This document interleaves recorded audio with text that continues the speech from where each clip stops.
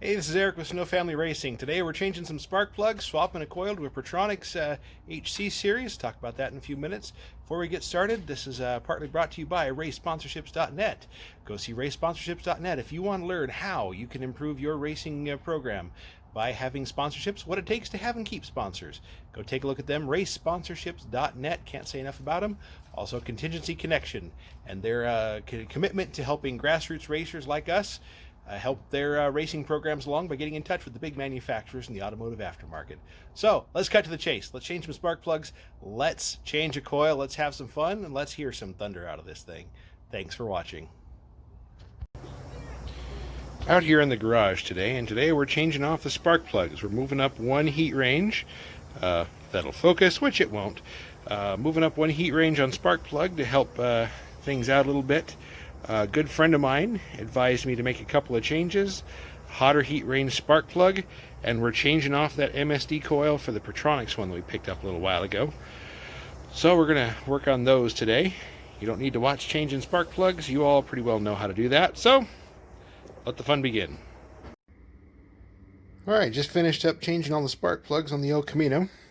Over there, had a great time. It was a nice, beautiful day outside, like 75 degrees here in northern Utah, with that crisp fall-like breeze in the air. So, getting ready to look at this Pertronix Flamethrower HC coil. It's rated at 60,000 volts. It is an E-core.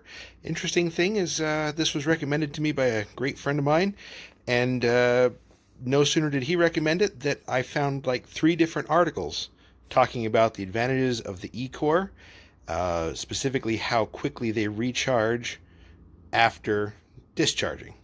So I think there's something to this over the older style canister coil. Gonna look at getting this guy installed, and we'll see what happens from here.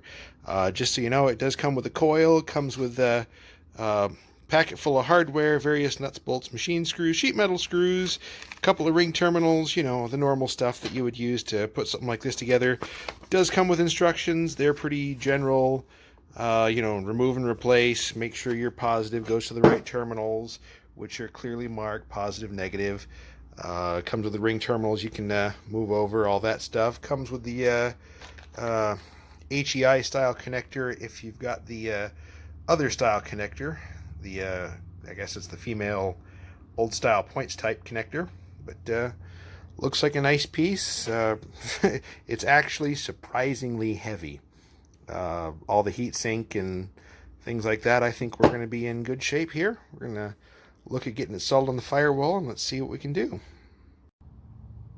So just for reference, I've taken the air pan off the carburetor that sucks clean air from up there.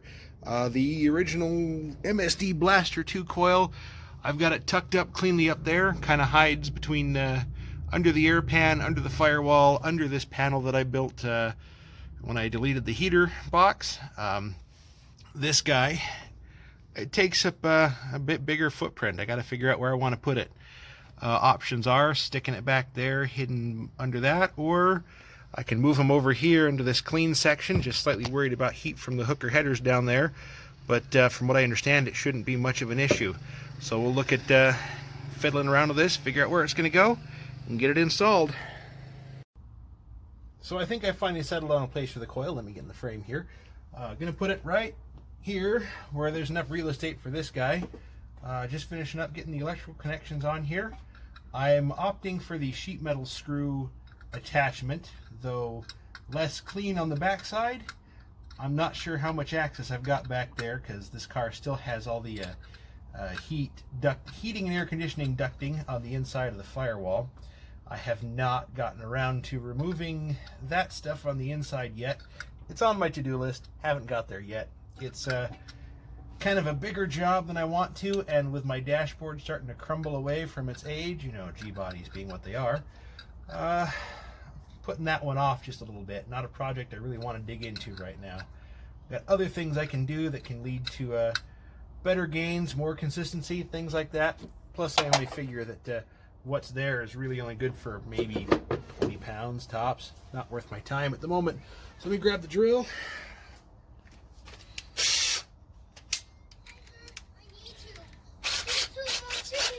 Oh, and you can hear my kids in the background. Apparently our chickens are loose.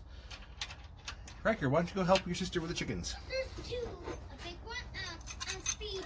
My goodness, there's 2 chickens out. Can you believe that? Oh, I hope I've got enough room on this.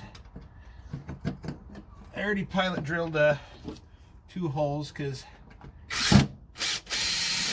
I hate trying to put sheet metal screws in without them. These drilled an 1/8 inch hole just as a pilot hole.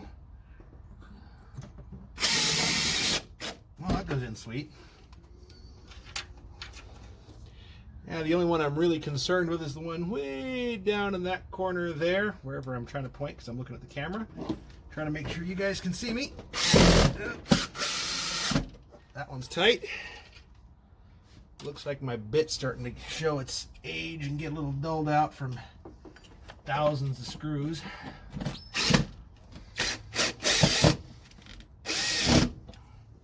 There we go. That guy's in there. Now I'm reusing the spade terminals that are on this guy from the Blaster 3 coil. I said Blaster 2 earlier. That's actually a Blaster 3. Didn't realize that until I got in here. Don't know the difference. Comment below if you know the difference between the Blaster 2 and the Blaster 3. Anyways, on the back side of the wires, I labeled which side of the coil they came off of. Kind of a nice thing to always know where your stuff's going. I hate screwing up wiring and then having to figure out later why it doesn't work, but there we go. One brand new Pertronix Flamethrower HC coil sitting on the firewall. We'll have to give this thing a test fire, see if it works. Hey Riker, glad to see you're back from catching the chickens. Did you get them all? Yes. How many were there? There was 1 the first time and 2 the second time. There were 3. Okay. 2 when I just went back there. Okay. Here's Sabrina. Sabrina, did you get your chickens? Yes. Great. I found a carrot. Oh, good for you. I was supposed to have a garden. Yeah. So for those of you concerned about the chickens being out, they've been safely returned home. All right, let's let the fun begin. Here the fuel pump. A couple of hits on the carburetor. Contact.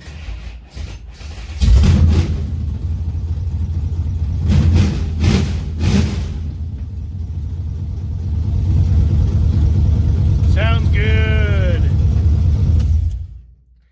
We have success. Spark plugs, it's hitting on all cylinders. Not bad for a cold start. Yeah, remember I was talking about my dashboard falling apart? Yeah, I'm starting to lose bits and pieces. For those curious, it is a real super sport. Doesn't bear much what it had from the factory. But anyways, that's it for what we got going now. Car runs, car lives. I'm happy. See you next time.